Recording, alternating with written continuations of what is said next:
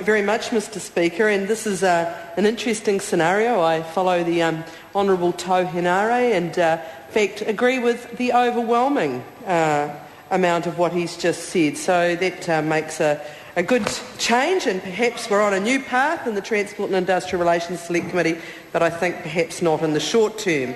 But in relation to this bill, can I say that I rise to speak in favour of the Land Transport, Road Safety and Other Matters Amendment Bill. And obviously this bill, as others have mentioned, is to put in place a number of key initiatives from the Safer Journeys document that came out last year, and that is the Road Safety Strategy, the Government's Road Safety Strategy to 2020. Now, the measures that are in this fairly comprehensive bill cover a range of aspects. They cover enhancing the enforceability of the current provisions within the Land Transport Act. It also looks at improving the safety of young drivers, toughening sanctions for serious or repeat driving offenders, enhancing, as I've said, enforceability of existing provisions, and clarifying and augmenting the powers of road controlling authorities. The main aspects, I guess, are ones that we support, and I'll talk about those. So we certainly start by saying that Labor believes in promoting road safety, and as others have said, many of the tragedies on our roads are tragedies that do not need to happen. Loss of people of this country and the implications for their family and friends and for our economy. So we support the minimum licensed age rising from 15 to 16 years. We support the zero limit for repeat drink drivers. We support the alcohol interlocks for repeat offenders. We support doubling the minimum prison time for drunk, drugged or reckless driving causing death. But what we don't support, and where I do disagree with the Honourable Tohenare, is we do not agree with this government's cop-out over not going through the proposals to lower the adult drink drive limit from 0.08 to 0.05. And I'm going to talk about that a little bit more. So that's a very important issue for us. But before I do that, I want to just talk about some numbers. You could call them statistics, except this is about people. And the good thing is that over the past 35 years, the road toll has dropped significantly, so that's something to celebrate. However, and this is what was shown in the work done on Safer Journeys, the progress has slowed. So the progress in reducing the number of road deaths has slowed, and we really need to focus on what we can do to change that. The other thing that has occurred is that the number of serious injuries has risen since 2004, has risen by 6%. So there are some clear indications of things that we need to focus on. And the other important bit of information I noted in this report was that compared to other OECD countries, New Zealand has a relatively high rate of road deaths per head of population. So clearly there are things we can do. Clearly other countries are doing some things better than us, and we need to pick up and make some changes. And this bill proposes a number of changes, which, as I've said, we support.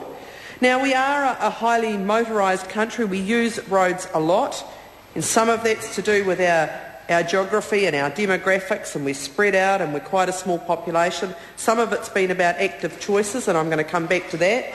But nonetheless, even when we take that into account and take into account the figures then, it still shows a comparison between our level of deaths per vehicle kilometres travelled with other countries. We still see very poor results for this country. So based on 2008 results, we have a road fatality rate of 9.1 deaths per billion vehicle kilometres compared to 6.5 deaths per billion vehicle kilometres in Australia, 7.7 for France, 5.7 for Ireland, and the best performer, the United Kingdom, 5 deaths per billion vehicle kilometres travelled. So, as I said, this is about people. Those are not just figures, those are people, dead people. So we need to take this very, very seriously. And I'm glad that this bill will be coming to the Transport and Industrial Relations Select Committee. I'm looking forward to working on this bill. The costs of those deaths and those injuries are huge. They're huge for people. They're huge for families that lose somebody that they love. The cost of serious injury can also be huge in terms of suffering, in terms of loss of income, in terms of relationships within families. And there was a very moving story, and I think it was in a weekend newspaper either last weekend or the weekend before, which talked about a couple that were in a serious road accident. Both of them survived. Both of them had very serious injuries.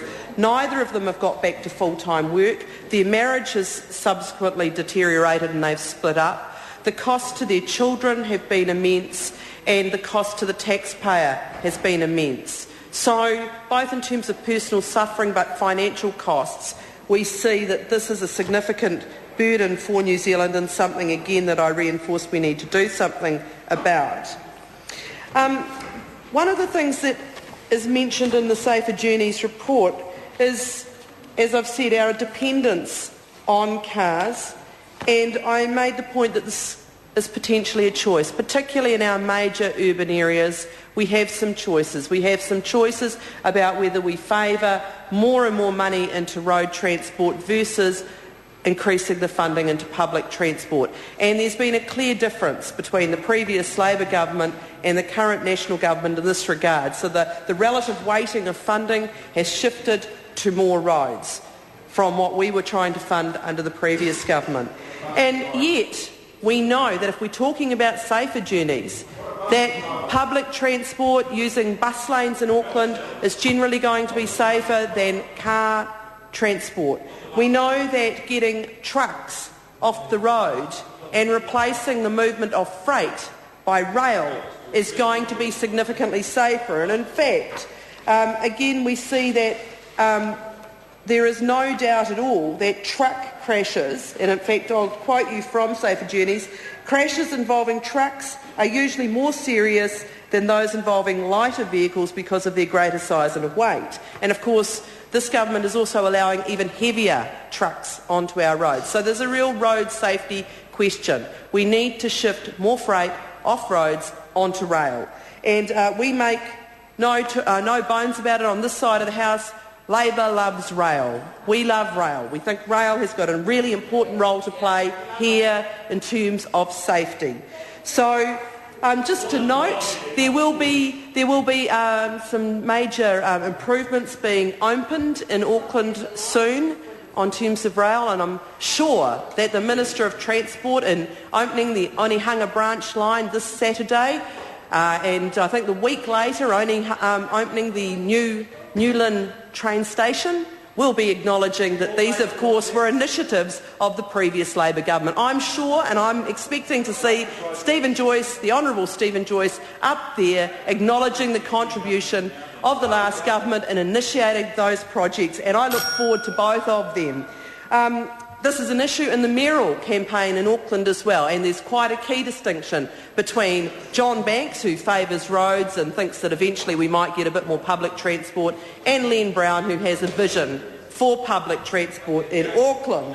Now, I just want to go on to the issue of alcohol, and certainly my colleague Darren Hughes is to be commended by his work in raising the issue of the government's complete lack of backbone in relation to the issue of reducing the adult alcohol limit for driving. So we do not agree with the cop-out of the government on failing to move to lower the adult drink limit from 0.8 to 0.5. There is a weight of scientific evidence to back that up, and we certainly support it. And I have to say, this is one of the, this clear public support, despite what the Honourable Tau Hinari said, there is huge public support for the issue of moving this drink limit, and I'm sure my colleague David Shearer will be talking about this a little more, but overwhelming. And I think we all know why. And I just want to quote from